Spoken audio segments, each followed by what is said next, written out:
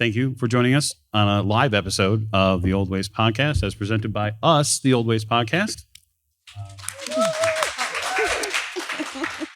So this is part of our 2023 live series of events. So thank you for coming to Origins 2023 to hang out with us. We greatly appreciate your listening ears and now viewing eyes. So this is going to be a rolling Q&A session. So we're going to get a chance to hear from each one of our main campaign casts. And then we're also going to talk to players and the keeper of Echoes of the Mist, Bridget Jeffries, who's here with us.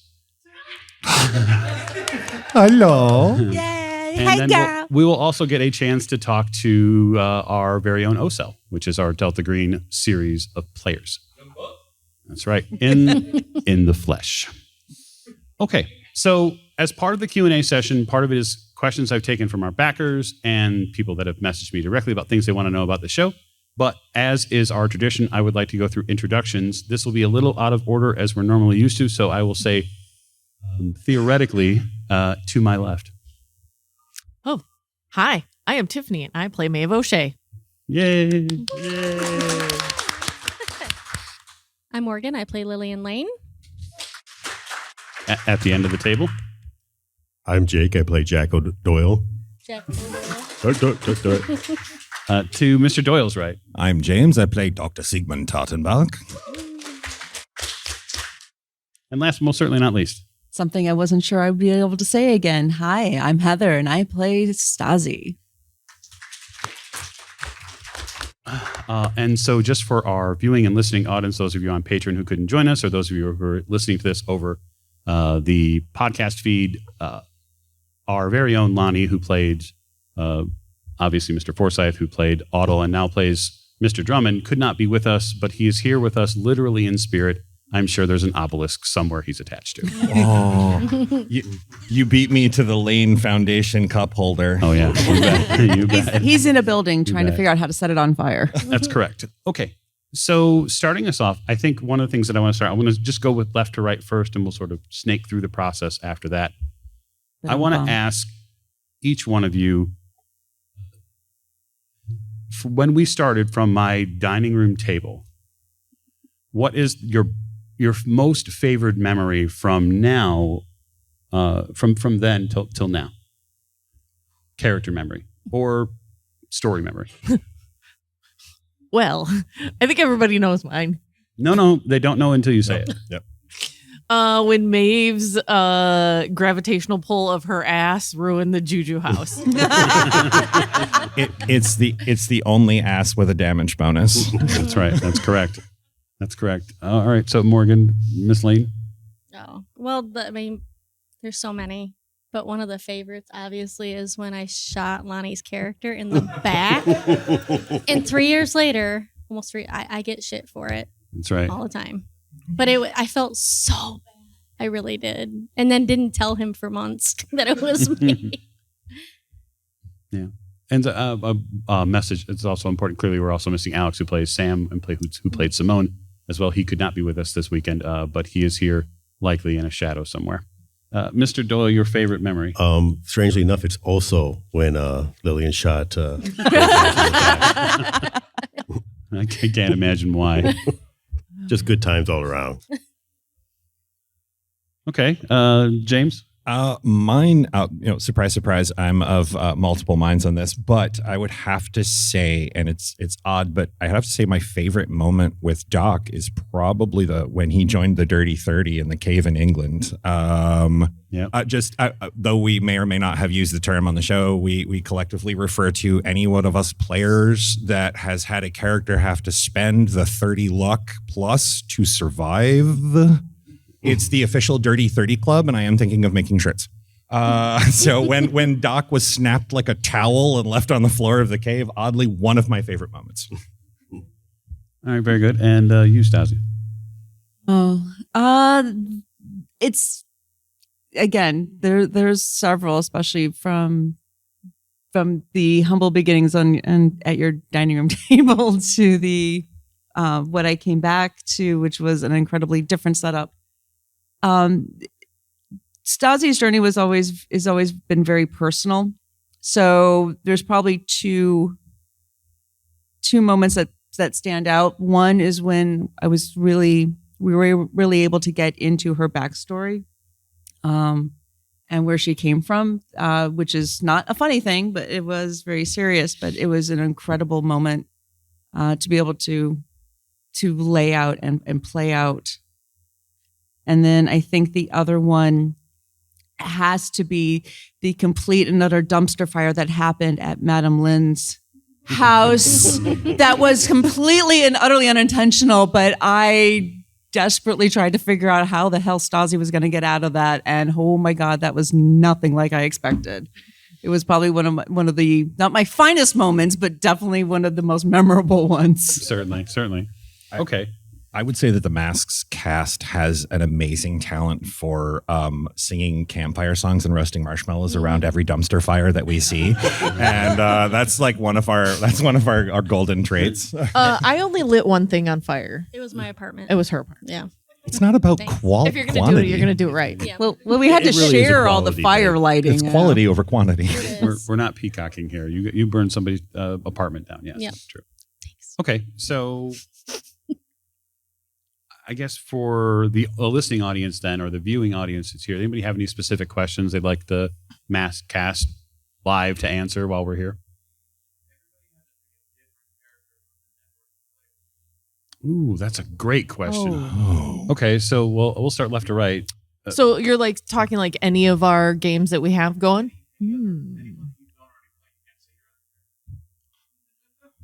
Well, that character is also awesome, but I think Vince.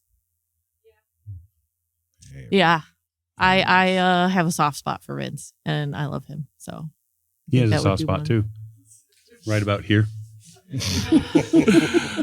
Oh. Just the wooden ones. It's not that old yet. Morgan. If I had to play any, it'd probably be on the Masks group. It would probably be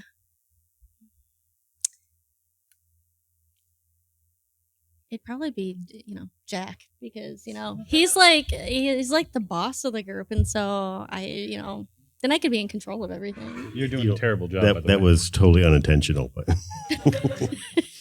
No, it just one day we all looked at Jack and we're like, so what are we doing? Well, and then he gets to nobody would care if I start shooting up stuff because I'm a man at that point and not a woman. Oh, okay. And they're Yep. like, Mhm. what are you doing? That's true. I mean, you wear pants as often as I Jack do, does. and boots. Jake? Actually, I'd like to play Mr. Courtney. I like his character a lot. I think it's great that that you would pick Professor Courtney because he has an amazing amount of potential power. He just barely ever touches, and everybody wants him to play with the device. I think that's a great. So, James, I think, and this is probably biased by the fact that I've done like an immense amount of editing on OE, but his name escapes me. Giles' character on OE, Simon. Simon. I would love to play Simon because the ability to give a healthy Southern accent during an entire thing would be a lot of fun. Like I grew up in the coal mines. Come on now. he's just There's a hint. He's a simple Appalachian man with every physical attribute. Shit, of I 90. actually grew up in that place. Ain't no For ain't no no thing. I see a future character coming. Right? Yeah. All right, Heather. Actually, for me, I would love to step into Lillian's shoes. Lillian has this incredible strength and smart as a whip and just badassery to the character, especially that Morgan brings. And it's just as much as Stasi and Lillian never quite got along. It was I always admired and like, that would be fun. Can I step into her shoes for just a little while and get that shotgun and go to town with Sam, because why not? Yeah, I think there was a conscious choice between keeper and player, like in season 3 with Lillian's character. We wanted to give her more of an Agent Carter edge. The player did not want to continue to be a shrinking Violet, and there was no reason to not allow her to be complete badass as she is now, which is great. And we've all fundamentally learned not to really turn our backs on Lillian at this point. Yeah. Boy, It's have you. true. That does not take long to find out. If I may, Richard, I'll answer your question as well as Keeper. I would like to play Sam.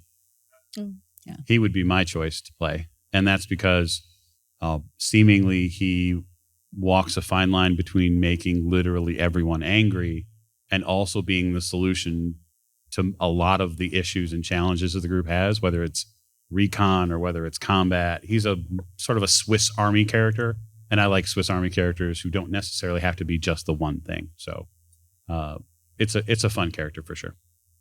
Okay, anybody else? The mask group has limited time. Yes. Ned? Understanding how the process works. What was your original inspiration versus your inspiration? So I originally got inspired to run more Call of Cthulhu after writing several novels, pulp novels in the era, right? And I think that I got inspired to write and produce and play masks because I felt like we had an exceptional group of role players around us. We could hit the material, and it was a long-term campaign. Plus, the players really enjoy long-term games. And so I wanted something that I could deliver long-term. And investigative horror was not something that we had really dug into. We'd played Star Wars before that. We'd played D&D before that when we played Curse of Strahd and all the other games that had come before that. So I think my inspiration was give the players and myself a rest from sort of the four-color, standard good versus evil storylines, because I really felt like they were kind of boring. The characters can be dynamic, but the story sometimes as presented isn't, and so it takes the characters to fill that space. Yeah, absolutely, because you get to dig in and test players. I think some of the best fun that I have as a keeper and as a writer is testing the player, as we'll get a chance to see some of the other casts up here, and this cast too. We have worked through personal stuff with that the players want to see expounded on in their character, and I like testing players to see how far they're willing to go. I think that every single person at this table has been tested by me about how willing they are to dig in. And my general statement is I go 110%. I'll go as far as you want to go, and it might not. So be, does Maeve. Oh, no. He does. Oh, yes. I think if I may make a slight play on words, she sees things exactly as I do. Right. Okay, that's a great question. Thank you. Where are we at on forecasts? 10? Okay. All right. Anybody else? Yes. You in the front row, sir. I don't know. He looks a little shifty. I don't know if I want to. State your name. Have there been any NPCs that you guys have just been like, which one is each individually? Who character is an NPC that Mike has done? And you're just like, oh, destroy this person. It's a fantastic question. So, which NPC would you prefer if you get the chance to destroy? Heather, I'm going to have you go first. We'll work back. That's easy. For me, I would love to have gone up and actually been able to go up against Madame Lynn. Especially with the deal that Stasi ended up making with her, I would love to have been able to play out how Stasi would have gone like head to head with Madame Lynn, because I think that is a very formidable NPC character, and I would love to see two strong women like battle it out, not necessarily physically, but just with their wit and their brains, and just to see where they would go. Okay, James. I think Doc. If Doc could face down somebody, he would probably find what's his name, Al Shakti. And he'd probably, drag him off behind a dumpster somewhere metaphysically and be all like, manifest a crowbar. Let's play Joker. Pang, pang, pang. Yeah, but he did make a jump without a parachute, remember? Yeah, let's see if we can scrape him off some pavement somewhere. All right, James. Sorry, Jake. Yeah, I think I'm also going to go with Omar. I want to kill him for good. Not have him come back again, because he really pissed me off many times. Yeah, best of luck with that. Yeah. Well, Morgan? I'm an equal opportunity kill everybody kind of person, but if it had to be one, it was Gavigan. Yeah, I really had it out for him. But if we were going the opposite way, I would have totally gone home with Julian. Gone home with. Now, hold on. I didn't know that was a question option. Thank you for adding that. I'd like it to come back to me now. No, I'm kidding. You wait your turn. No, his name was Julius. Julius. Yes. You don't even Because know you're his probably name. thinking of Dr. Bashir. As an orange? Yeah. Orange Julius. I'd go home with him too. Yeah, no, I know. 30 years ago. Yeah, but then you'd have to take Miles with you. Oh no, Oh, the sacrifice. I mean, they're kind of a package deal. that's a whole different. All right, Tiff. You get one shot at a former NPC. Who are you going after?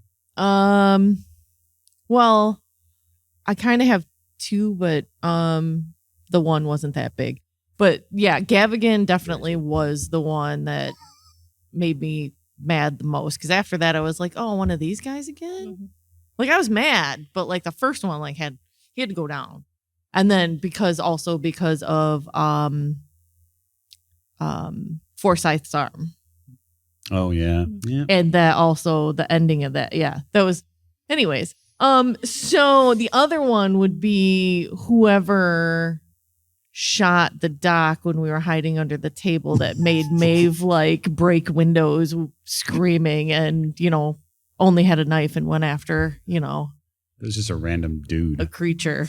That's I what know. She wanted, that random dude. She just wants that one Just guy. random guy. That one guy. Mhm. Okay, thank you. That's a great question. I'll just say for my part in this, if I had any major NPC to bring back to say, do that standard bad guy reappearing, I think it would probably be, at this point, it probably would be Edward Gavigan. Mm. Mhm. Edward Gavigan is not the prima donna performance artist that some of the later on masks bosses are. Edward Gavigan is cold and calculating and uses all of the society tools to get what he wants. He's the guy that's not going to fight you. He's going to get you arrested. And good luck. In the modern day, he'd have a PR firm and He would. shit. Would Right. 100% would have a PR firm. Yeah. Yeah. We've had our lawyers talk to you. Oh, son of a bitch. All right, that's a great question. Fantastic. Anybody else? You in the back. No, that was you, Silas. No, you, Silas. You're in the back. You're not allowed to talk.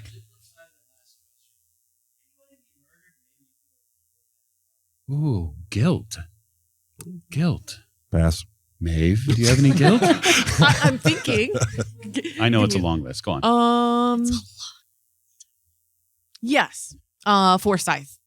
You didn't kill him. Murdered him. Maeve thinks that it's her fault Oh, that he's sure. dead. Yeah, Mm. carry on that guilt. There you go. Because she was trying to cast fast enough to save him, and it didn't happen. So I think that's really kind of what that also sent her even more on the trajectory that she is wound up on now. Okay. Any guilt, Morgan? No. You thought Lillian would That have wasn't her fault. remorse? Okay. Jack and Jake. Probably those innocent people that died in the apartment fire I started. Oh. Yeah. Yeah, Oh, yeah. for the cat You mean statue. the place where you stole the person's stuff and then burned the place down? Yeah, that Yeah. one. And then it set fire to half of, the lower part of Soho. Yes, that one. Yeah. Just checking. Just for the statue. James? Let's see. Doc wades knee deep through a swamp of guilt over everyone they have ever talked to because they are a flaming train wreck of damage. But if he had to really hone in on it, God, I would say, he probably, even though he was a cultist, he probably feels a little bad for the dude at the Juju hut. He was all like, yeah, I'm a cultist, but I'm just running a business. No, God, first there's this ass, and now they're picking on my thing in the basement with all the faces. You know how it costs to feed? Don't forget that Forsyth tortured him. And first they tortured him, and all Doc was to close. Don't come in here. It's going to be terrible.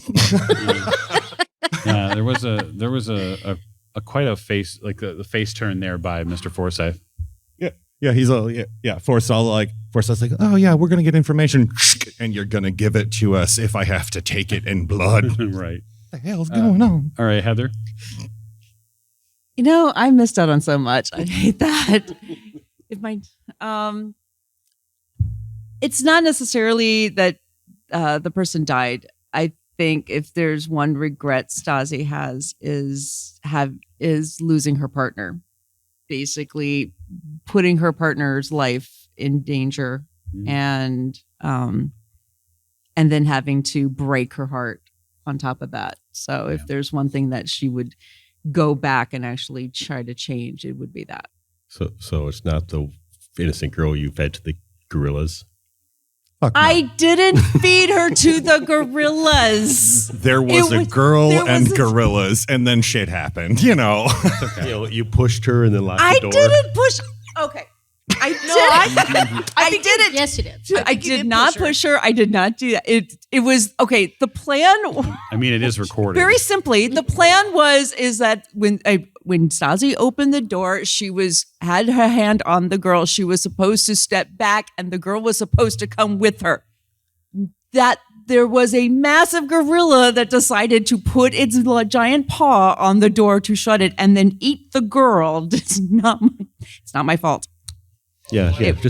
Just tell yourself that. Yeah. I have to. The trauma runs deep.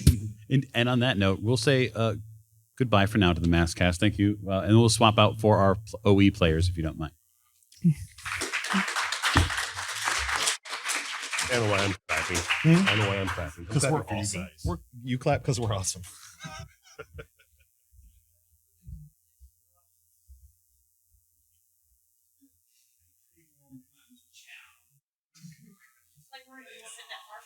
No, you don't have to. Miranda here and you here. Really? Okay. And just like that, we're back. See how that works?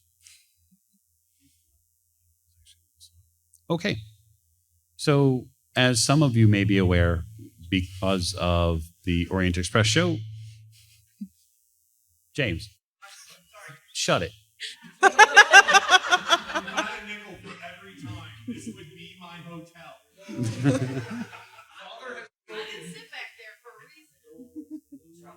Troublemaker. No, just the one.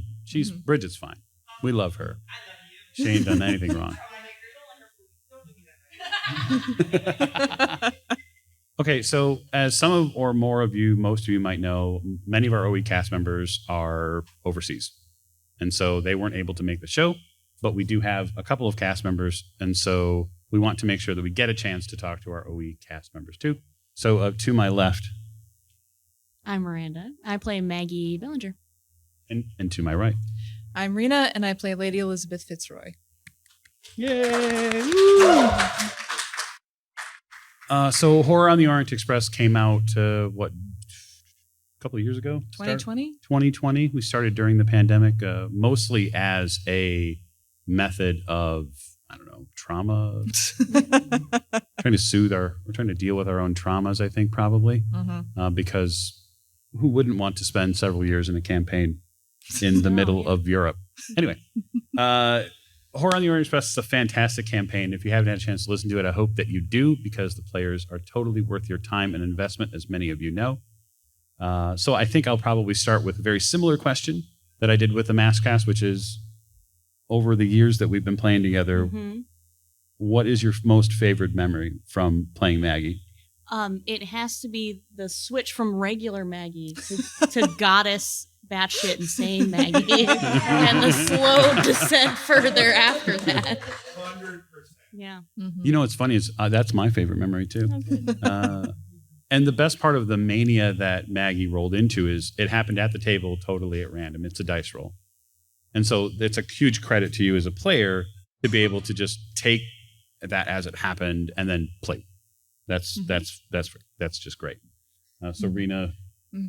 Well, since Spike's not here, I'm going to take up his spot and do two, which means I've got 15 minutes, right?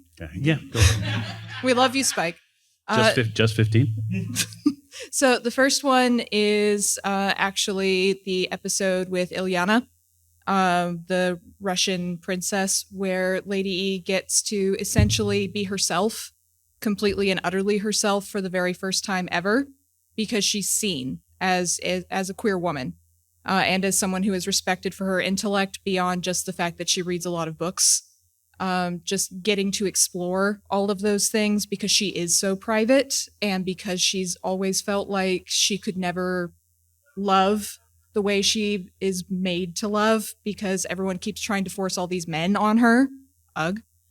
So just the fact that she got to have all of that episode and become herself really was an amazing moment. And then the other one is actually with Spike's character, with Mr. Fraser, when we were in Italy, and he was so upset about the opera singer and how injured she'd been, and how he's desperately wanting Lady E to save her but doesn't know how to ask. And just the breaking of social boundaries the very first time, where she puts her hand on his and calls him James, which is this first time she ever breaks that shell of being an upper class woman and the boundary between the employer of nobility and the servant. And that changed a lot of their relationship in very subtle ways after that. And that was just a really fantastic, powerful moment between the two of us. Mm-hmm. So that's always been one of my favorites ever since. Yeah, well, at least your second memory includes Spike. Yeah. I'm sure you appreciate So that. that's why I feel fine taking up his spot. Right? Yeah. Perfectly fine. Okay, so I think for Horror on the Orient Express, there is some parts of it that are contrived, right? The parts that most people know about it is it's literally a campaign on rails, and there are little dots on the map, and you're supposed to go from spot to spot to spot to spot. As you can likely imagine, if you've never listened to it, or those of you who have, you know for a fact that I sort of ignore all of that. And I do so because I think that it breathes better as a story that has more space for the players to play. And since they'd never played the campaign before, they don't know the difference, which is also really great. And so they don't know what to expect. So I'll ask, Miranda, what is the most unexpected thing that happened to you while playing Orient Express so far? Unexpected. I didn't expect any of it. I didn't expect it to take this long. Which is a serious statement, because when I was talking to my significant other about like, maybe I'm going to do this podcast thing, he's like, how long would it be? I was like, I don't know, like maybe a year or something. Now Not it's 2 likely. years later. I Didn't expect any of it. You didn't expect that. Did you expect Guillaume? Oh, absolutely not. None of it. None of it. I come in every day or every recording having no idea what's going to happen. I think that's the best way to approach it, because you never know what might happen. But out of the moments which have been unexpected, the big ones, what's one that sticks out? I think so. When I came, like, I wasn't great. I mean, I knew Rena, I knew Giles, kind of. I knew Spike. I knew Martin. Right. But I think the unexpected thing was like this friendship relationship between Maggie and Professor Courtney. Friendship. We're just friends. They're just friends who have tea. Lots of tea. Mostly from And who Richard gets his device out for. The development of that has been very unexpected, and Martin as a player has been very, very unexpected. Martin, one of my favorite things. Very forgiving as a player, Yes. willing to stretch, which is super important. Okay, so favorite or perhaps most unexpected. So I think the most unexpected moment is the fact that my mother is a nature avatar, and so my mother, who I thought was my mother, is not my mother, and it turns out the asshole is actually my half brother, but he doesn't matter. But yes, that I was not expecting that at all. For a very long time. Good. That's like three years of plot writing. We finally get to. Oh, the book's open. Oh, I have some terrible news for you. But I think that's great. It shows a huge investment in the long-term story, which is sort of what we're after. That's our meat and potatoes of dig in, care about the characters, see how they shape and change. Any questions for our OE cast or the Keeper of Sud? Yes, you in the front. Quite a few episodes, and as players, and as a keeper, what is your? I mean, this is obviously Call of Cthulhu and obviously horror, but what is your favorite oh shit / spooky moment? You all know what I'm talking about. What's your favorite like sand roll moment? Mm-hmm. I was kind of thinking about this earlier, but I think when we had the Oh, girl yeah. each read Yep. from the book, Yep. That was my answer, too. and then essentially liquefy in front of us. Yeah, And yeah. It was a big whoopsies moment where nothing really bad happened to us, but suddenly there What do wasn't you a mean? person You there tried anymore. to beat me to death with my own cane. I blacked out. I don't remember any of that. And nothing bad happened to me personally. Are you gonna the girl with the German book? Yeah, there was that. And then I think also just the whole thing in the clock tower with the moving wooden mannequins and also Maggie trying to jump out of a window to go flying. And then when I suddenly set everything on fire, and that was a huge sand roll because, like, what the hell? I didn't know I was doing that.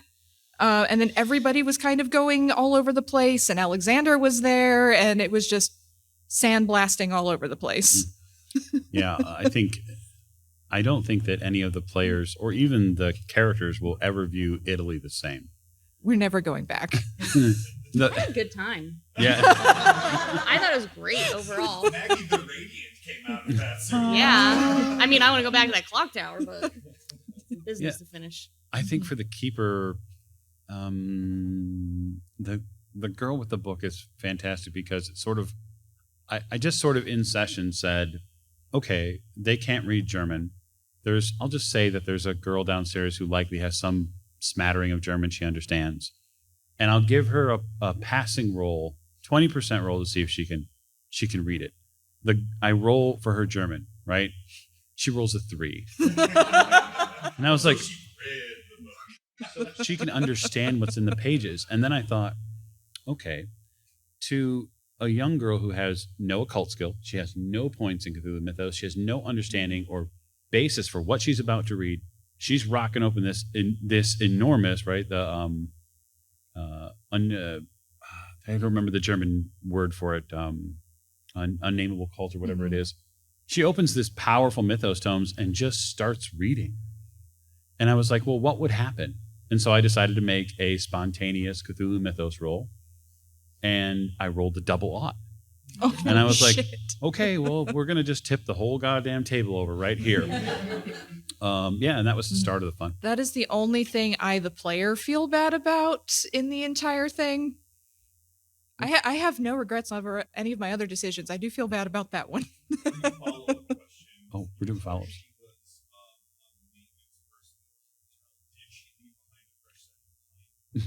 No. In fact, if memory serves correctly, Simon and Fraser had to roll her body up in a rug and find a shallow place to bury her nearby, because it's all about consequences when it comes down to that sort of thing, right? So I think that's super important too. All right, any other questions for the OE players or the keeper for that matter? Because I'm fair game as well.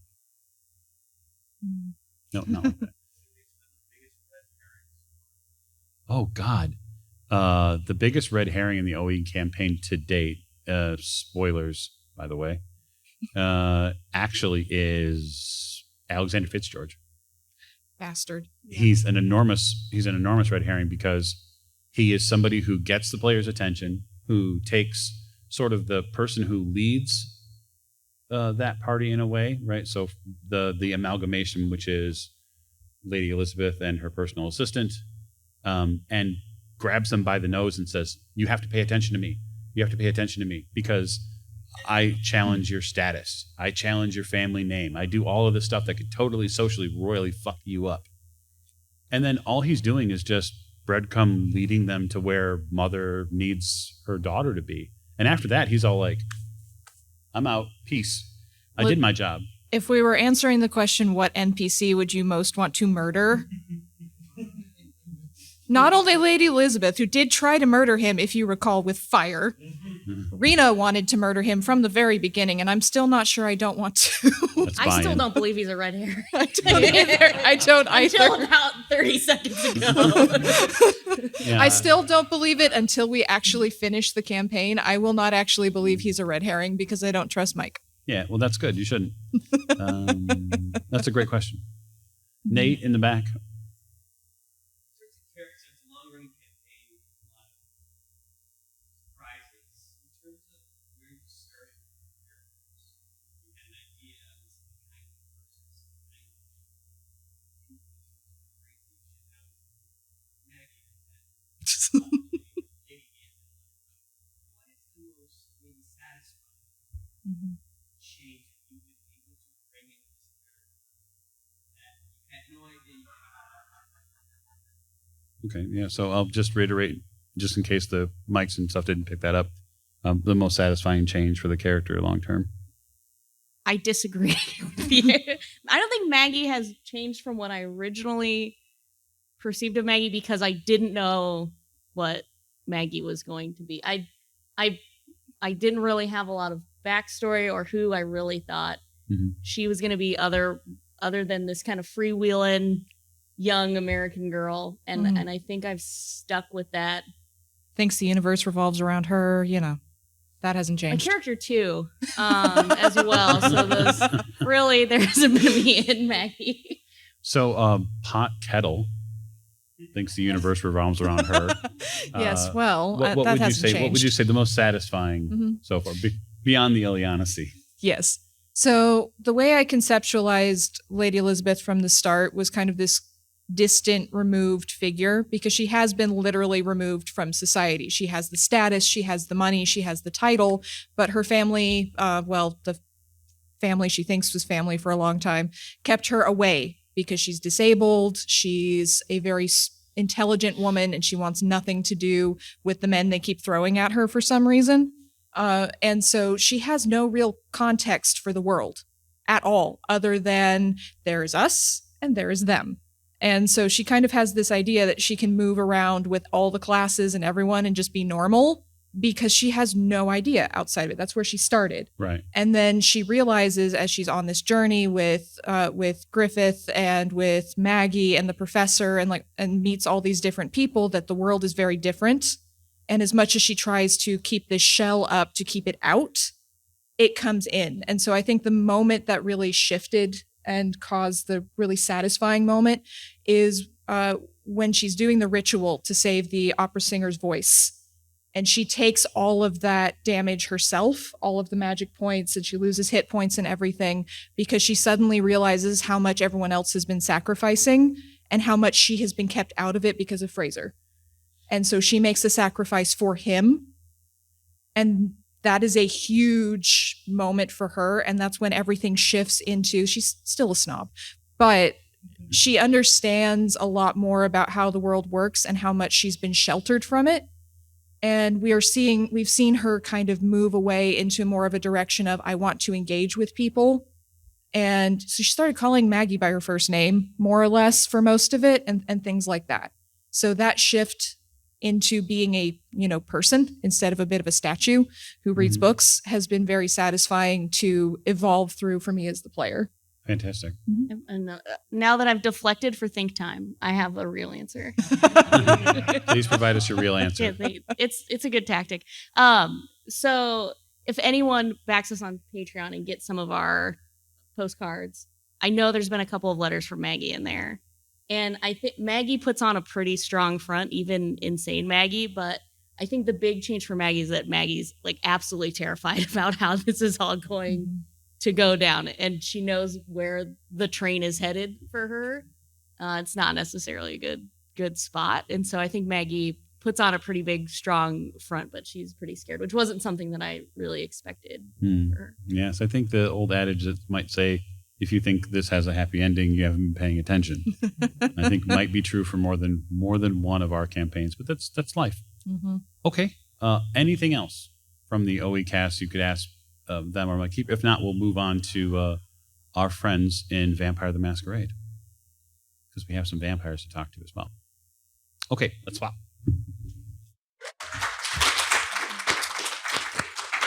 You can just stay where you're at. I know. It's convenient. Mm-hmm. Get to be lazy. Don't have to move. Is this okay? Bridget! This is perfectly fine. Are you going to deep throat the mic? It's okay. Bridget? Beep. Well, I can stand. Oh, No. I know Monica's sitting down here. oh. Sit in my lap. Sit in my lap. I'll make you room with the chair. Excuse me, Alex's daddy. So If you're you, sitting on their lap. Everybody just shift left a little bit with your chairs, and we'll make room. Do you want me to shift down? Yeah, a little bit. Shift closer to me. Here, you look cute. Go sit. Musical chair time. Oh, fuck. Okay. Yeah, I'm just sore. Yeah, just make sure you come down this way a little bit because you want to be able to be in camera view. Oh, they're connected. Oh, no. Yeah, There's- went back through the So, shopping area. because It is. life is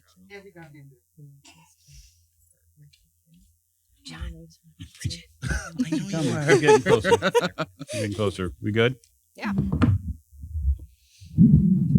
I'm just making sure. Just making sure. Okay. So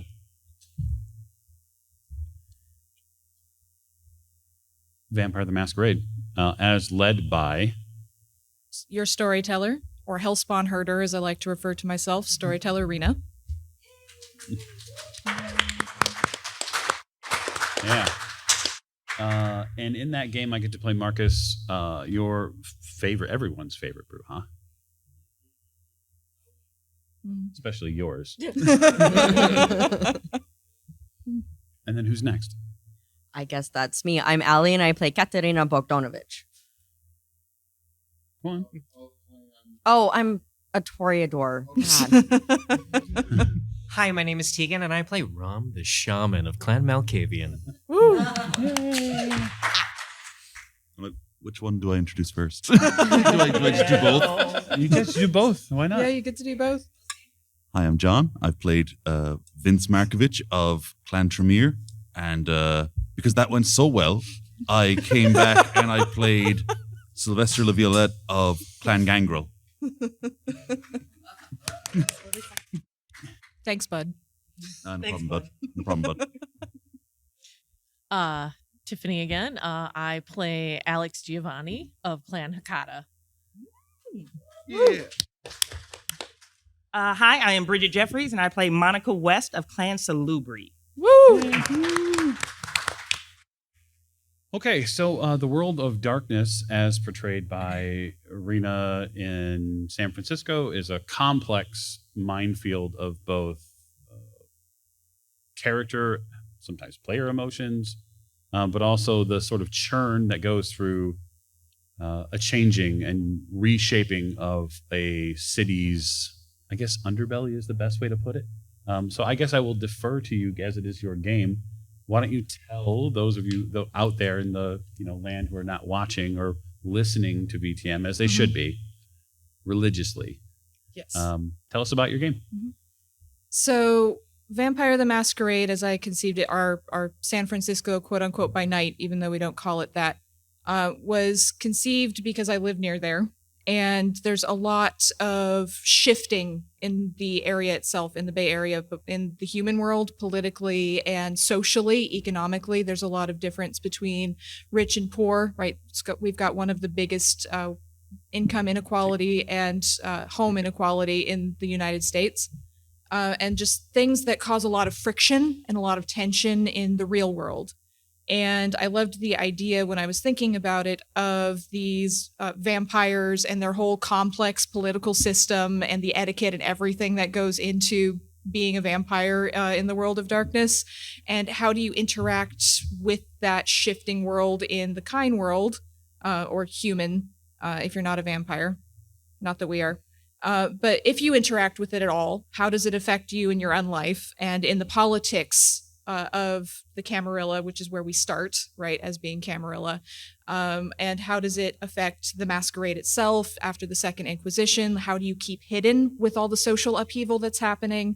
If you don't interact at all, like some of our characters don't, then how does that affect you trying to stay away from all of the human politics and everything that's going on here? And the real world ends up interfering in a lot more ways than I think people expect when they're starting these characters. And so that's really where it started, was this idea of social inequality, social change, and how does that affect our long-lived Hellspawn, and then the newer ones, like Vince, for example, who's brand new vampire for the most part and has a huge understanding of the human world and none at all of the vampire world. So it was very, very interesting, an interesting start, I think. And then we just went into full-on chaos. So I murdered a whole bunch of San Francisco's vampires through a blood curse, all that kind of thing. We didn't exactly help some of them. I did my best, but I didn't save all of them. No. You did your best, bud. So great platform to start from. I think maybe we can go left to right the first time with some of the first questions. I think the basis question is when you look at the breadth of the campaign as it stands, Alia, how do you feel? What do you feel is a peak moment maybe for Katarina, or a favored moment from the past couple seasons? There are a couple, because there's pre-monster Katarina and then there's post-monster Katarina. The post-monster Katarina, it's really just come to light in the last couple episodes, so you should listen to that, because it's gotten to be the first foray into body horror I've been able to convey on the show, and I haven't really gotten to do a lot of that, and I think it's spectacular. But post-Katarina was having to make a very hard decision and cold-hearted decision of euthanizing a bunch of people under my employ. Yeah, there's that. Okay, so Tegan. The sheer number of times I've had to take a shower at Alex's place. No, I loved the boat. The boat was the best, and everything that the boat allowed me to bring. It was like the realization that in the campaign that if I could justify it, Rena would let me have it, and I could justify a boat. Yeah, I think that's a great storyteller tool, which is why say no to them at all? Just keep saying yes and see how deep they dig themselves. The more stuff you have, the more things I can turn against you. Certainly. What, you mean you gave me these things so I could lose them? Just a few. Just a little bit. I think for me, for Marcus, I think season 1,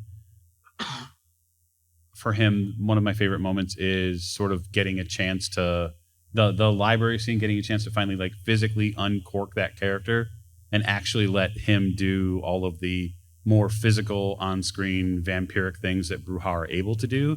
That should be sort of just unbelievable. Scale a building, drop all the way down a chimney, fire out, kill the first vampire, go to the next one. Like that's what that character can do. And there's a ferocity that's really fun to see in other players and say, okay, don't get in the way of that person because he'll go through you, as William Mallet may have already found out. And then in the second season, actually, I enjoyed, in some senses, being able to pull back because you don't want to suck all the air out of the room. And that's something that as a player character, it's very easy to do when a character is politically pushed into the spotlight. You don't necessarily want to suck up all the air because there are great players to the left and the right of me, and they deserve spotlight too. The immediate left and immediate right. I mean, I'm not going to be specific, but so yeah, that's mine. John? It's a really big one. In season 1 with Vince, it was really interesting to play a vampire. So this was my first foray into the world of darkness, and Vince. We went with the idea that Vince's sire has been fucking with him. Literally. In all senses of the word. But that she has told him, other vampires will kill you on sight. I'm the only one you can trust. Bam, bam, bam. So he has no exposure to this horrible society that he is now part of. He just knows there's this weird hierarchy and he's got to be polite. That was really interesting to me. And the best thing about playing Sylvester as like just a hard contrast is that he knows about it and he doesn't give a damn. He rejects your stupid bullshit and he's here for what he's here for. Yeah, it's to smell and play guitar. The musk is mostly cigarettes. Mostly. I see. All right, Tiff. I don't have like a moment specifically, but like what I do like is that Alex and Marcus are always intentionally doing like the littlest things to piss each other off. Like it's kind of funny because like, and it'll be like the littlest, pettiest shit, but you know that person on the other end of it is mad. Big mad. Like I'm going to tell this person. Do you want me to tell Alex? No. Oh yeah, the whole like the Eli thing. Oh, oh yeah, you didn't know he was still alive? Right. Yeah. Yeah. Yep. Bridget. So I have rapid fire favorite moments for my character, but they haven't aired yet, so I can't talk about it. Oh. So I have to go ahead and default to some shit y'all have heard. So I will say Monica West's favorite moment would be hugging Annalise in a moment of relief and grief and then getting her throat pulled out for it. Yep. That was a moment just as a storyteller where I went, well, that just changes an entire subplot because now Monica's trying to rescue the demon child and I had other plans. Okay, here we go. And those of us that know what was going on screen in the Zoom window, you see, you did not. Oh, they were so upset. It was so funny. Oh, you gotta do this. Fantastic, though. I thought my eyes were gonna get stuck in the back of my head. It was so hard. My favorite thing about Monica as a character so far has been just every time she does something, we're like, now, Bridget, you know this is a terrible idea. And she just nods and she's like, yeah, I know, but this is what she does. Lean in. Just lean in hard. Lean in. Constantly. Mm-hmm. Okay, questions for our VTM cast. In the back. You know, a lot of people coming into like minor characters like Annalise, etc. Who is your favorite person who popped in for their up scenes or just like a minor character in NPC? Oh, I'm going to take this question first because I get to say it first. And that would be Sir Roger Pendley Font. Yes. As played by Patrick McNamara of Dog Food Studios. Your best friend and mine. Who has his own show, Mage of Sail, which is fantastic. I will happily plug Patrick's work here. It's fantastic. Malkavian Daddy. Man, I'm telling you what, the Definitely first time Malkavian Sir Roger was on in the theater scene at his place, I think one of the first messages I sent Rena mid-scene was, Patrick has to come back on the show. He's fantastic. He's one of my favorite players and people in the community too. Very giving and understanding as a player, and even willing to probably work against his own benefit for the fun of the scene, which is sort of that dive-in mentality that Bridget has and a lot of the cast have of, yes, this is going to be terrible. We're going to do this anyway. Okay, I got my say. Allie? That was my say too. Good. I don't really have anything else to say. Fantastic. Okay, well, I'll have a different answer. I mean, Rom has particularly enjoyed Jane, so I'm gonna go ahead and put that out there. Yes, Jane, a second season character. Jane or Zemitzi. Yes, one of them. San Francisco is overrun with Zemitzi at this point. Like, you've got two of them. Now what? When you need something moved. Oh, I actually have to change my answer. Okay, so change your answer. Frank. Okay, yeah. Oh, man. Keep Murph in that role, Okay, Jesus. so We love you, Murph. yeah, so Frank is played by Murph from the from Miskatonic University podcast. Friend of the show, has been on and some other stuff, but also plays a fantastic vampire. He's so good. He is so so good. good. So ridiculous. And credit to Rena for bringing in an NPC through my back history, where we got to just sort of get a little glimpse of a different character. Then all of a sudden it was like, oh yeah, sure. Well, let's fleshcraft this crab into a drink carrier. It's fine. Hey, you want a door fixed? Yeah. I know a guy who can do a good door. The door's fine. The door's fine. The door is fine. Just don't let it look at you cross-eyed. Keep it fed. John, your favorite NPC or favored, perhaps? In a love-to-hate way. Phoebe, man, motherfucking Ness. Oh, I loved hating her. She's fun to hate. Because she has no redeeming qualities. Zero. Like, none. Everything she has done has made the world a worse place. And you get to encounter that as vampires who, I think across the board, our group, at the very least, want to make their area better. Or their relationships with humanity better in some way. Or even just, we want vampire society to be a bit more civil or a bit less rigid. Vanessa is just the worst. She threatens some of us. She has blood curses on others. She's a literal Nazi. Yeah, there is that. Yeah. You know, I feel that's just easy. That's just like an easy target on her. Her entire personality is the worst. She doesn't want to be alone forever, so she turns her 8-year-old child in a complete moment of selfishness. Yeah. And we find out all this stuff later about how she does support some vampires in the area, in some of their endeavors, but it's never for their benefit. It's always for her benefit. Right. And you're just there like, motherfucker. Jesus Christ. All right. She's fun to hate. Mm-hmm. Tiff? I think probably because of my point of view is Nina and Luther. Oh, God, yeah. I love them. They're a great And, combo. yeah. Yeah, Luther played by Danny. Yeah. Danny is a professional voice actor, and his Luther is probably one of my favorite things to come out of season 1. Y'all made me bring Luther back because when he was in the first 5 prologues and then I killed him off screen in the first episode, I got so much hate mail. Everyone's like, why did you kill Luther? Luther's our favorite. Bring him back, you monster. So now he's back as a wraith. Congratulations. My favorite thing from season 1, I think, might be the fact that people were like, when we have the preludes out, we all kind of know what the gig is because we've already played the game. And everyone's like, oh man, I can't wait for more Luther. He's so great.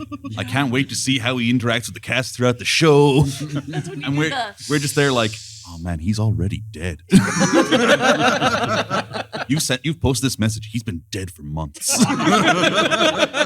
Yeah, so I think that's important to remember about how the show works is there is a time difference between when something gets recorded and when it airs because it's not a live show. And so that sort of is something the cast has to keep bottled up.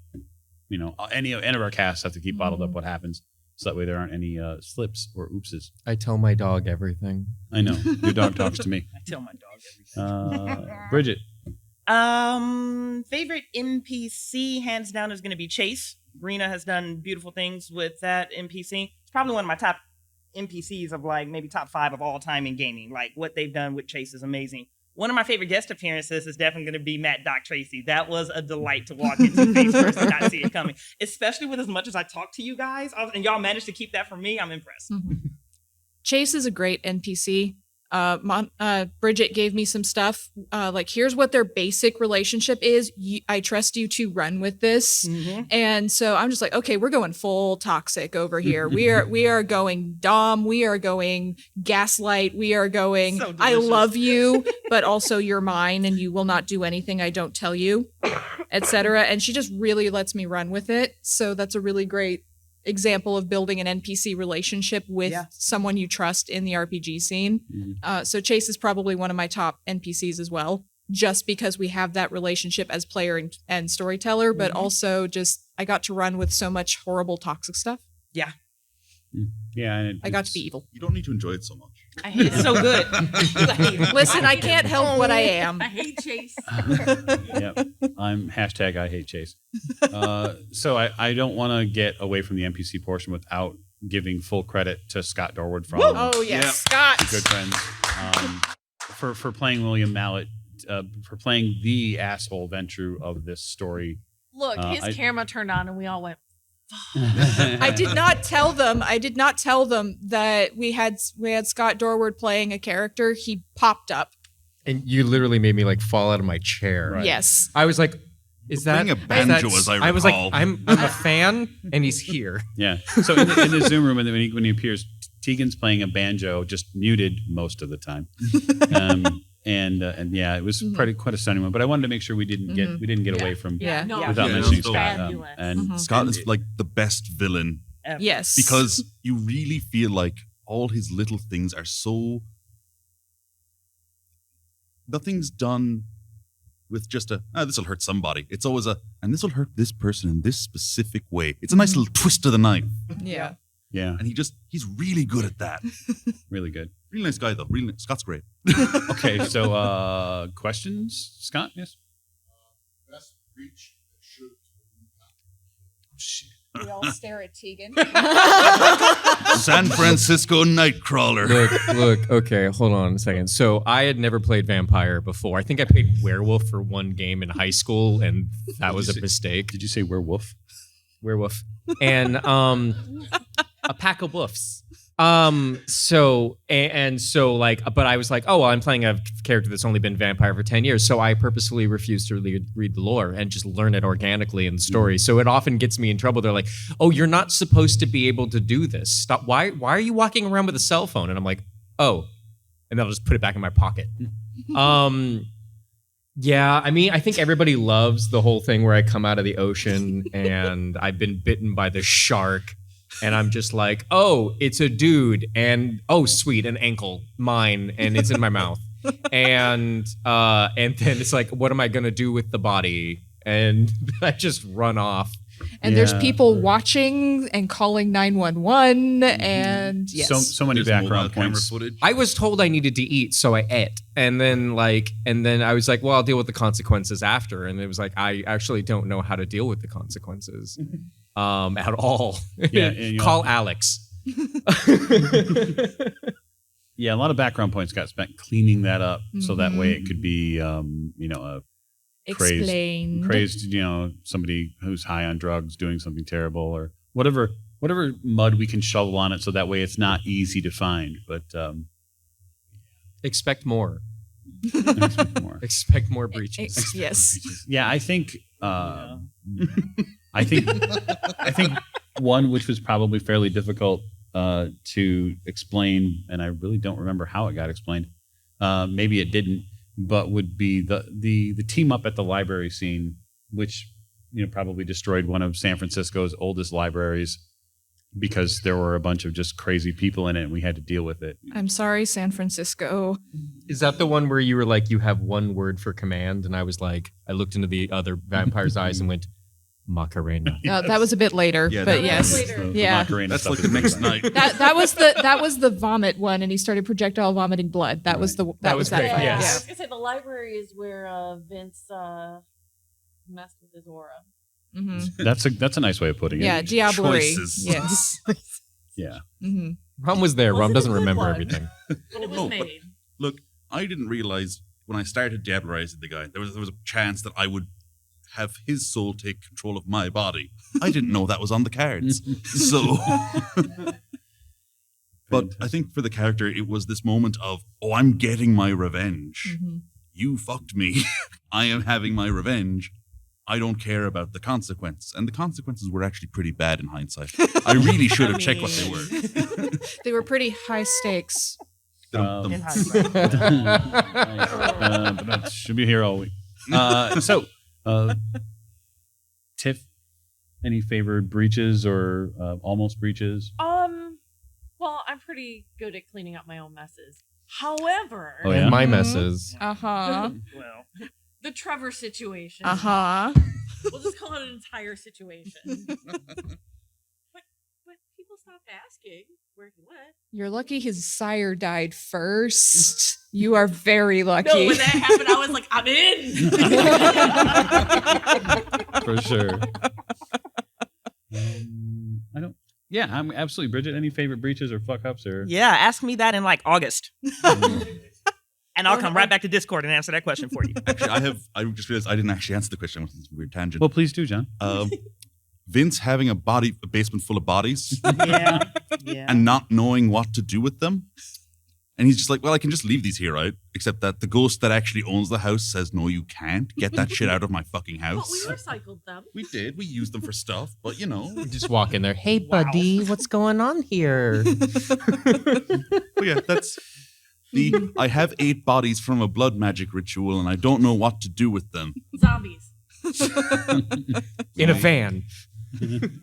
It's true. We did have a van full of zombies. It's okay. Eric was stoned. That's right.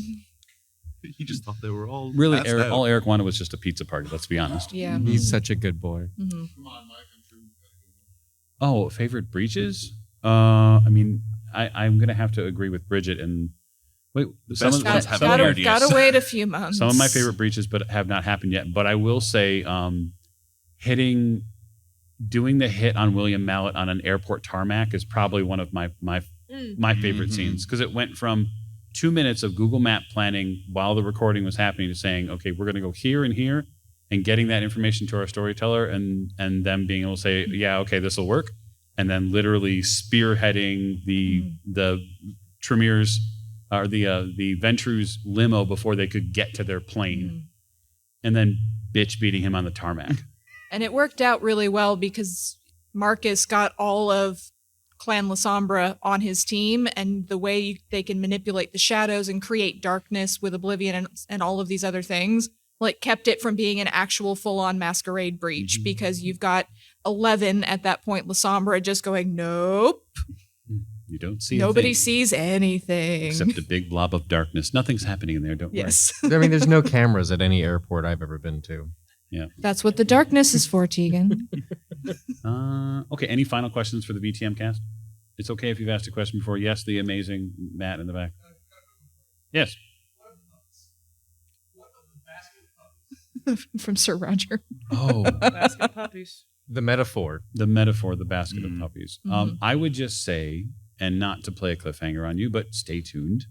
There is a lot more of season 2 of the VTM show to air, and like the juiciest bits are on the way.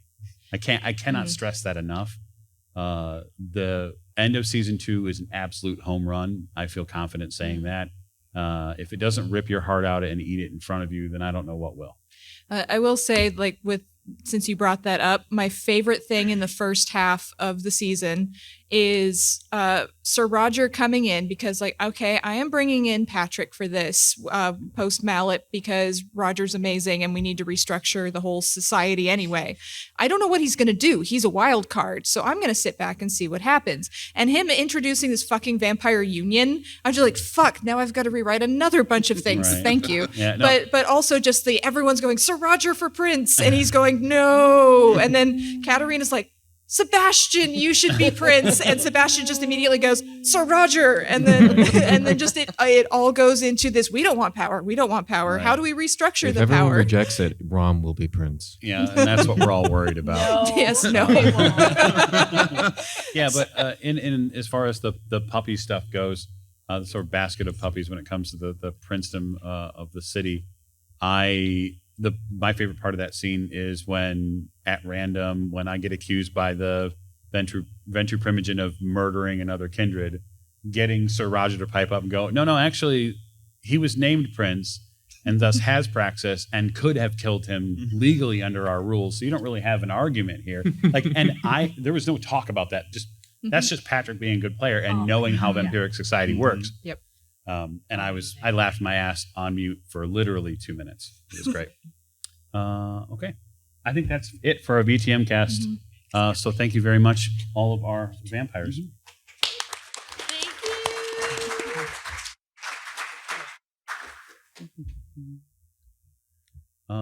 And I would just say to Bridget, don't go anywhere. Oh, okay. We got business to take care of. We're going to talk I'm to Bridget. to Echoes of the Mist. Okay. And then I'm like, that's okay. Ooh, did I smell nice? I don't smell like a funky gamer? Yes. Hi. I know. How you doing? How you doing? I'm good. How are you? Good to see you. We'll have a proper hug in a minute. Okay, so for those of you who are not aware of our Echoes of the Mist series, it is a 7-episode series set in Regency, England. It is written and we'll just say inspired by and with Bridget Jeffries of Symphony Entertainment here, who's also a player and an amazing person. And so, allegedly. So what I will just say to that is, why don't you tell us about Echo of the Mist and sort of how it came together? Yeah, so I think the short and dirty on Echoes in the Mist is Regency Cthulhu was just released. I was not impressed by that setting. I didn't give a damn about it. I know I work for Chaosium. It is what it is. I felt how I felt. But I heard people talking about how sexy the social maneuvering in the social arena was, as far as like the mechanics and the role playing. I was like, okay. So I was talking to Mike about it, and Mike was like, so do you want to run it on the show? And I was like, yeah, I want to run it on the show. He cherry-packed an absolutely stellar cast, which was himself, Nubish Indian girl, and then John here. I had a couple conversations with Mike off scene. One of the things I wanted to be very intentional about is to avoid the Regency so white trope. I wanted to make sure that this Regency era game wasn't all bougie white people. So that was one thing I was like, hey, this is what I want. And Mike's like, I already knew that. And this is why we're here together. I was like, okay, great. This is why we're married. It's amazing. And then he assembled a cast for me that allowed me to be a lazy writer. Because when you have really brilliant storytellers who are willing to lean in, willing to buy in, and willing to support you, that takes so much pressure off of, at least for me as a writer and as a storyteller and as a keeper. So we kind of just dove in from there. They created characters, and then I allegedly created a plot behind them. That's a true story. I had an introduction based on something Mike had developed as an intro to his character, and all the other players followed along. I had a climax, kind of had a conclusion, but really the entire time I was following around the players because they were that incredibly strong. So that's how Echoes in the Mist actually kind of came about. Yeah, so in Echoes of the Mist, I play Captain Sir Robert Dance, who is a English captain who went through the Napoleonic War and then eventually became a captain of a naval vessel for the East India Trading Company. Mm-hmm. Very successful, had made several journeys to India, and then there was this issue with, we'll just say, the environment. Mm-hmm. The world, so something you might not be aware of, but you would be made aware of the show, at least through the character size, is something called The Year Without Summer. Mm-hmm. So you want to give me a brief on The Year Without Summer? Yeah, quick and dirty, guys. 1816, The Year Without Summer. There was a volcanic eruption in what was known then as the West Indies, and it caused a global climate anomaly. We are talking about fire and brimstone. It wasn't that dramatic, but it was pretty bad. Hundreds of thousands of people died. Crops failed nationwide. Disease was rampant. It was a really, really terrible time. Fun historical fact, while all of the impoverished people were dying, a bunch of rich people were like secluding themselves in big mansions. And that's how we got stories such as The Darkness. That was the name of that poem, right? Yeah. Yes. The Darkness. Frankenstein was written during A Year Without Summer. And then the first tee up to your first vampire story was written because a bunch of rich people was like, let's avoid all the plague and the disaster outside and let's have a writing competition. Yeah, Red Mask of Death. Mask of the Red Death. Bingo. Yep.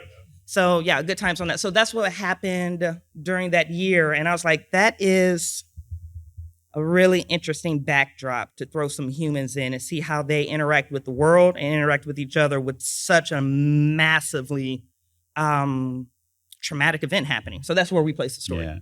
Yeah.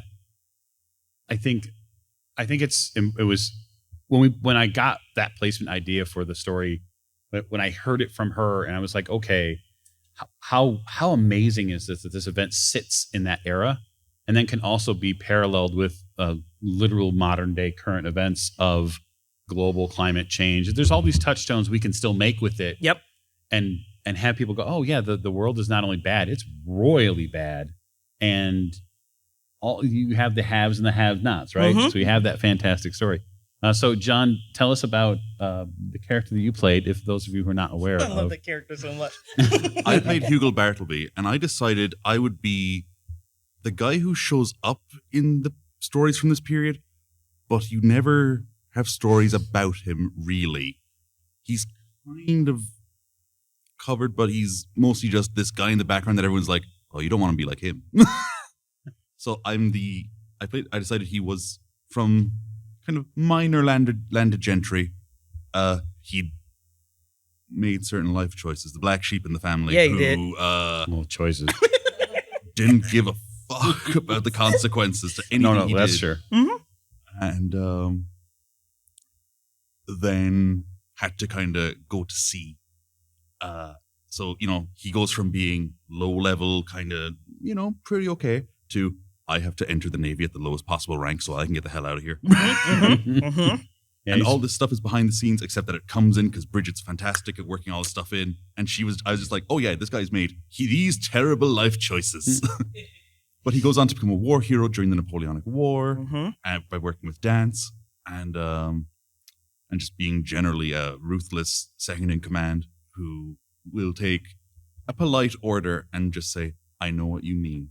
That's right. And then, hold a man's face onto a cooking grill. Yeah. That was so sexy. I know I shouldn't say that about that, but that was just such a sexy scene. That was amazing. He serves as an amazing sort of first mate to Dance because Dance has to be above reproach. Mm-hmm. He can't be seen to dirty his hands socially. So he has to have someone who can go burn a man's face on a stove, or Yeah. go retrieve our sailors after making port because they're not here and they have to be here. And the extra handy part is that Bartleby already knows all the whorehouses.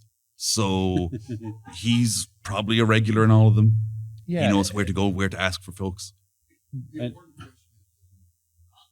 Oh, certainly. There is nowhere that Hugo Bartleby will not go. That is very true. That's very true. Unfortunately, we don't have sort of the third wheel in our triad here. Nubish Indian Girl is so important to what this game was. Yeah, agreed. Yeah, Nubish Indian Girl plays Vidya Ambani, Miss Vidya Ambani, who is an amazing character, and I think rightly is the sort of center pillar focus of For sure. She is definitely the fulcrum on what everything happens on. Yeah. So the quick and dirty version of the lead-in, which you would get in the first episode, when you listen to it, is Miss Vidya needs to be transported from where she grew up in England, or where she grew up in India, all the way to England. She has to do so during the year without summer. She needs a captain and a crew which can get her there. And Dance's part of this is the reputation bump and the payment, actually, of making sure that she not only gets to England, but she also is successfully married off to a rich family, is sort of placed in this And ship captain. as I recall, he's responsible for making sure that whatever groom is selected is of suitable quality for the daughter of one of the wealthiest merchants in India. Right. Yep. Which was this extra layer that I loved that we encountered. It's like, basically, Bridget will introduce the character and Mike's like, no, not up to much, is he? Yeah, I think slightly judging everybody. I think too the great part was how Nubish plays that character and table flips that role. Yeah, agreed. And there's a huge amount of agency that's given to that character, that player, to take the story wherever they want. And I liked the fact that for portions of it, John and I are just watching her work. And that's what's great, is that it doesn't have to be Regency so white, where it's like, okay, well, here's this, newspaper paste white family, and here's another one, and here's another one. And we stick out, the three of us stick out like sore thumbs. And I think that was fun. That was probably one of the funnest parts. I do love that there's a through line in the old way stuff where we tend to be a bit punk about social order. Damn right. And, well, this is the way things are. Things should be this way. It's like, go to hell. Yeah, you see that in the VTM game. Obviously, we love table flipping society in the VTM game. And the Masks and OE crews do that too. And that's important because, as a wonderful woman once put it, history is written by the victors. And so all of the pen holders were genuinely men. So the reason why you didn't hear about things, and it doesn't matter if it's 1800s, 1900s, present day, you might not hear about something because the people who write the news or write the stories of the books didn't want you to know about it. That's where we exist, behind those lines, to push those stories through into the proper perspective. And we got to do that a lot here in Echoes in the Mist. So any questions? Yeah. Yes, in the front row. Me, wow. John, did you know that there was a child bride for you going into this? So we decided that Hugo Bartleby was Allie. Hugo is like the oldest member of the crew out of the three players. Like both male characters were like middle aged, but Hugo's kind of getting on. And he comes back, and his sister has forged a series of letters in his name where he has agreed to marry and take responsibility for a young 14-year-old woman whose family have sadly, tragically died, and his family would become the inheritors of all her wealth, and be under standard law at the time, her money would be his money. Because Hugo had screwed his family very royally through wonderful life choices. But no idea. Watching his face on Zoom was spectacular. Oh my God. When that rolled out, John was like, just like, wait, what? Just like looking at Bridget like, you do this to me after I bring you. Yes. And Bartleby comes to dance, and I was like, boss, what do I do? And I'm like, I mean, I think my tactic for you was delay. Yep. See if you can put the wedding off a couple of years or something like that. Claim something. Do whatever. Just maybe work her more towards she's a little bit older and a little bit more acceptable. That was the best. That was the best option, I think. I think we did what we could with a bad hand. And again, social horrors. I know it's a Cthulhu game, but we all know the Jane Austen stories. We've seen the movies, we've read the books, and like the coming out balls with the young ladies being traipsed out and there's dancing and it's all romantic. Like, no, yo, they were pimping out like 13, 12, 14-year-old girls. That's horrifying. There's nothing romantic about that. You want my personal opinion. There's nothing romantic about that. There's nothing just gorgeous about it. That's not okay on multiple levels. So again, stepping back, I understand it's a Cthulhu game, but how do I make real life horrifying? Well, let's pull off the gloss that we put. Let's pull off those rose-colored glasses. You come home and suddenly you are engaged to a 13-year-old girl. What do? That's not okay. The horror on John's face was not okay. How they handled that situation as delicately as they did was not okay. But those were the horror strings that I want to pull in a story in Regency Cthulhu, because I can throw a mythos at you all day long, but y'all already know that. What is it about what you do every day in this era that's really like, bruh, okay. I just want to add in one thing where it's like, the child bride stuff is so effective because he's also just met his sister who he's only ever written to before. Yeah. Who's like, what, 2 years younger than her? About the same age, a couple years same, under. Right? Yeah. It's just like, oh, this is my youngest sister. She's adorable, blah, blah, blah. I've been treating her wonderfully. I've been kind to her in a way our father wasn't because he's a piece of shit. Also, you just told me that I'm legally engaged to a girl the same age. Yeah. Right. Yeah. So it's not all child brides in the 7 episodes, just so you're aware. Yeah. There's other stuff. There's dog. There's a lot of other stuff. One of the things that Gotta love the dog. oh, fucking Maul, that dog. I knew it as soon as the dog comes out. It's an extra 30 minutes on that episode because Bridget's getting to play with a goddamn dog. But Maul is great.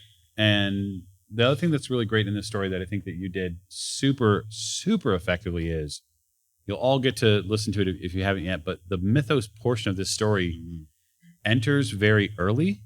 And instead of being the terrifying thing, Bewitched, which is unexplainable and unnameable and all these other unwords, it is present.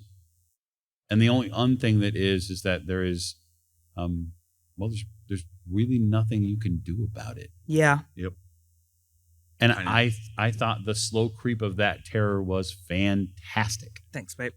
I did love that, Bridget, you were kind of like, we did get a comment when it aired, and someone was like, you guys kind of just ignored it, huh? Yep, 100%. We just pretended it, like there's this horrible red mist out on the green. Let's just not go into that, and let's just kind of skirt round this and try and focus on getting the big coming out ball ready. Right, and in true Regency fashion, the landed gentry and upper crust of society ignore the pain that's going on outside as long as they can, because they have their own lives to deal with, and that's far more important than, you mean a port got burned? Well, we'll just sail to another one. Like, just there's so much built in privilege. Yeah. And the great part, good articulation. Right. The great part through that you get to see through 7 episodes is how that privilege gets attacked, undermined, cracked, broken, and choices get to be made. So that's what's great about it. Any questions for Echoes Mist for those of you who have watched it or should listen to it? Any other questions?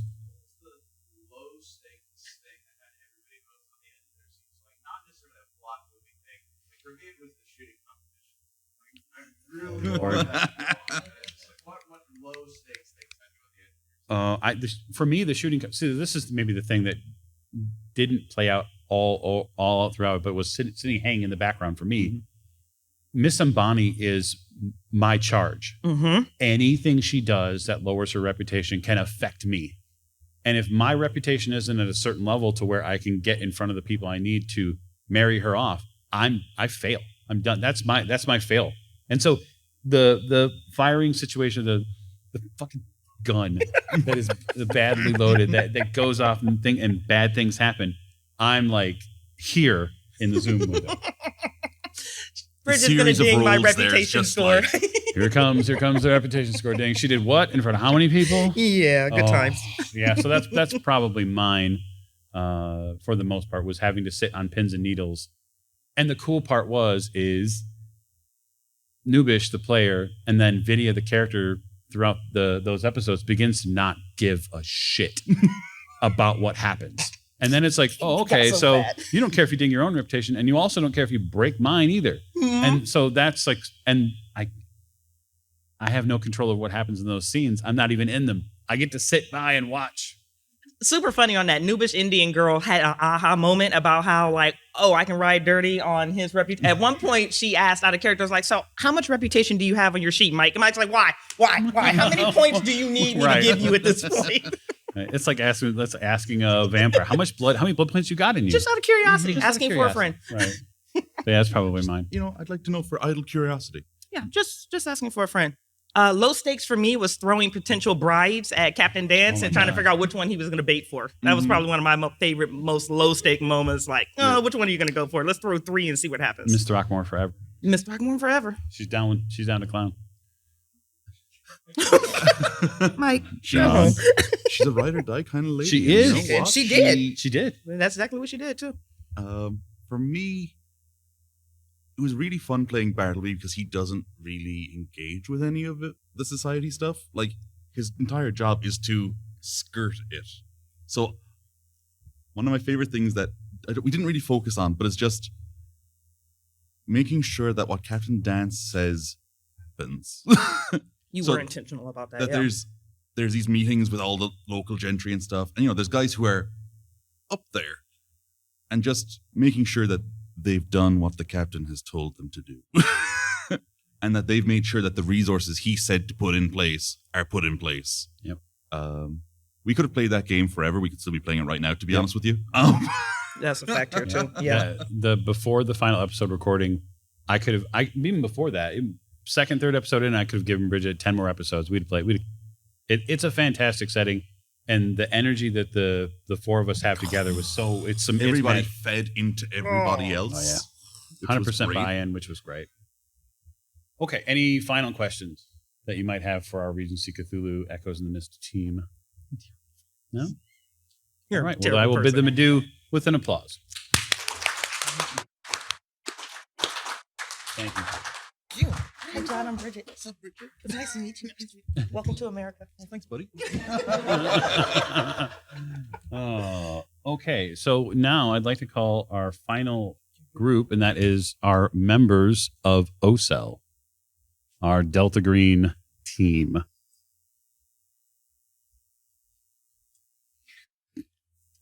What are you're peacocking now or an hour and a half in? It's a different character. Oh, that's true. Oh, shit. Sorry. Oh, my God. Oh, my gosh. I gotta get into this voice. Where is Nate? Do we know? Well, wasn't on the schedule. Oh, okay. So what did he do? Well, he's getting sandwiches. Okay, that's But fine. it's okay because I have Sit, this sit. mask of Nate. Thanks to Matt. So I think that he's here in spirit. So Here you go. we'll apologize. We'll apologize to Nate when he arrives. When the other Nate arrives, He's probably murdering somebody. he might. Okay. You good? I'm really far away from You are. I know. Okay. So we're currently playing through some Delta Green games, and we've sort of formed our own Old Way Cell, OCEL as it is called, and we are having a lot of fun playing Delta Green. And so I think I'm going to start with Tegan over here, and I'm going to have them sort of give you a bit of a front to back of who they're playing currently in our Impossible Landscape series.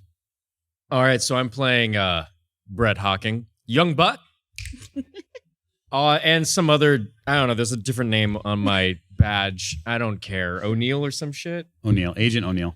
All right, that's fine. I am 24, 4 years in the Navy, and then immediately joins the NCIS as a junior agent, like a probie or something. I don't know. I don't watch the shows. So yeah, that's who I play. Mm-hmm. Yeah. Okay.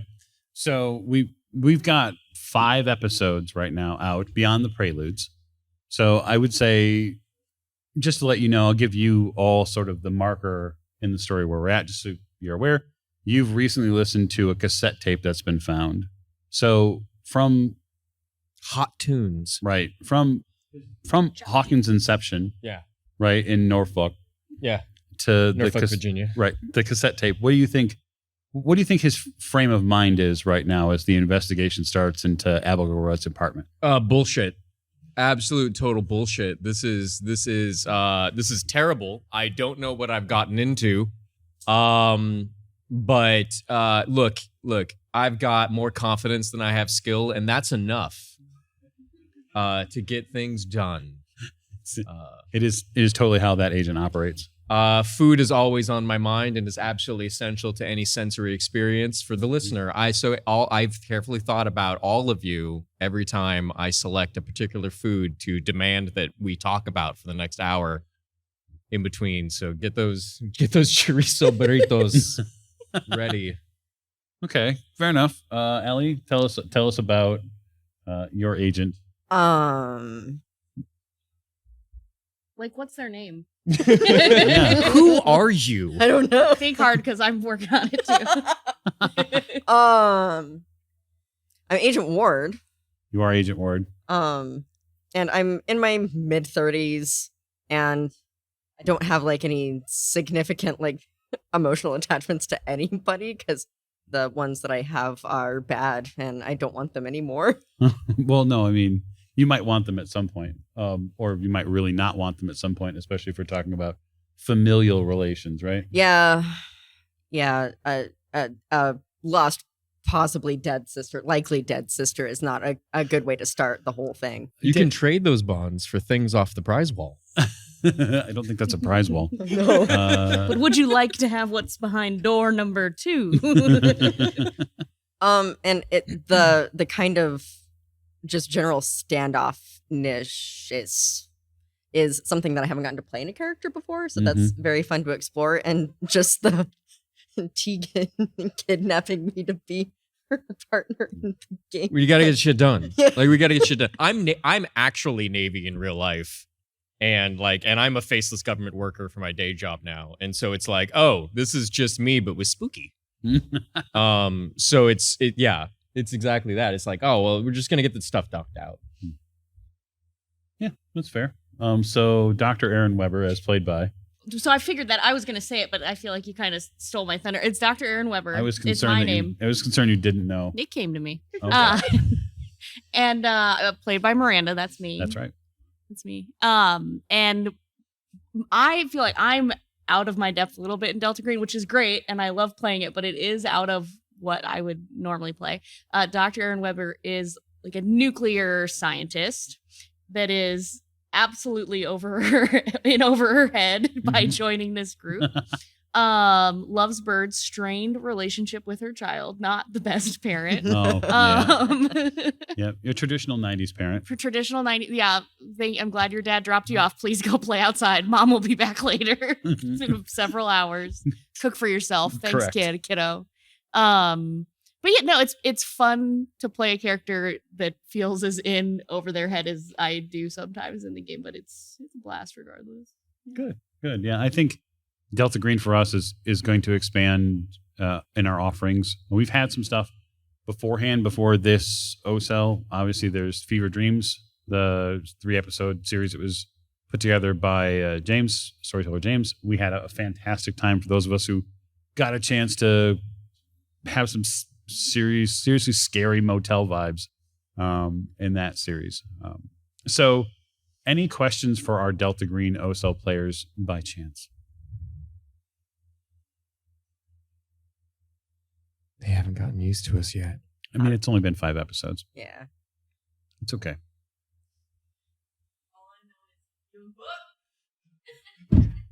Young Buck, and I'm here to tuck you into bed with a little kiss on the forehead. Yes, and then play the cassette. I tape am over and over again. Okay, can I mention something that's happened in the last few episodes that I really got to talk about just real quick? Has it aired? Has it aired? Yes, it has. Okay, well, it absolutely has. We'll talk about it. But I may pull the hook on you, but go ahead. Okay, so it's the fact that like you were like, oh well, what are you gonna do? And I was like, I'm tired and I'm gonna go back to the hotel, right? Mm-hmm.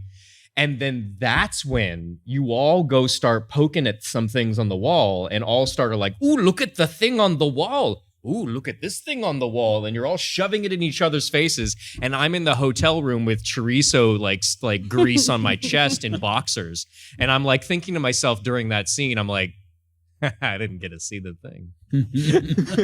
I am safe. I think that there is a fantastic and time-tested story element, which is to separate and segment people out, especially because without knowing what the agent's reactions who see things when it comes to impossible landscapes, what their reactions might be, and then the effects therein, having an agent isolated that does not experience them, that then gets to come back to that imminent meme, which is, walking into the room with pizza boxes and literally everything is on fire. That's really fun. Because you could sort of get like that all for you all at once. Yeah, that, or when you guys are like, oh, that's weird. There's a microphone cable in here. I'm gonna go to bed. And I'm just sitting there. My mic is muted, and I'm like, you're not, and I'm texting. I'm like, you're not going to tell us that there's an active microphone all night long at all.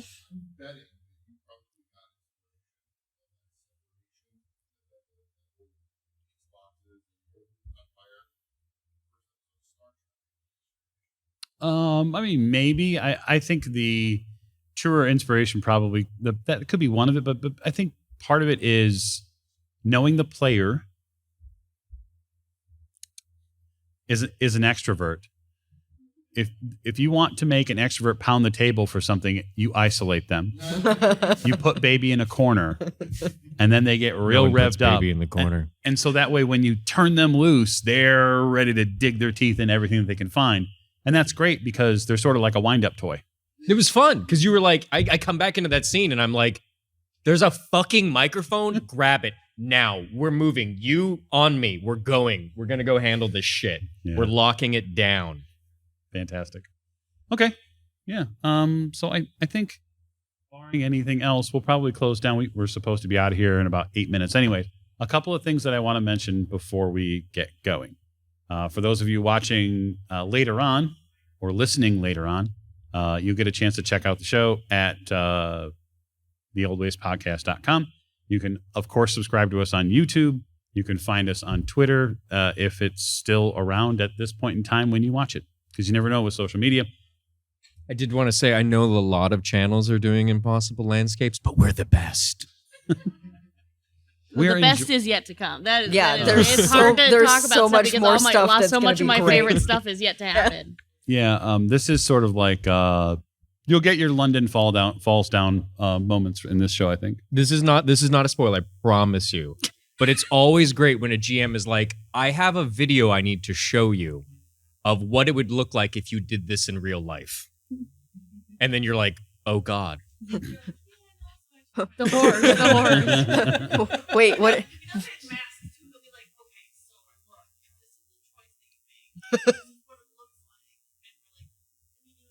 Oh, he told us. Yeah, I totally do it. He told us after we had already done it. This is after we had already done it.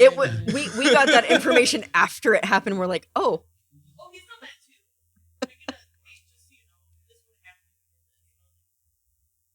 But yeah, tune in. It's very good.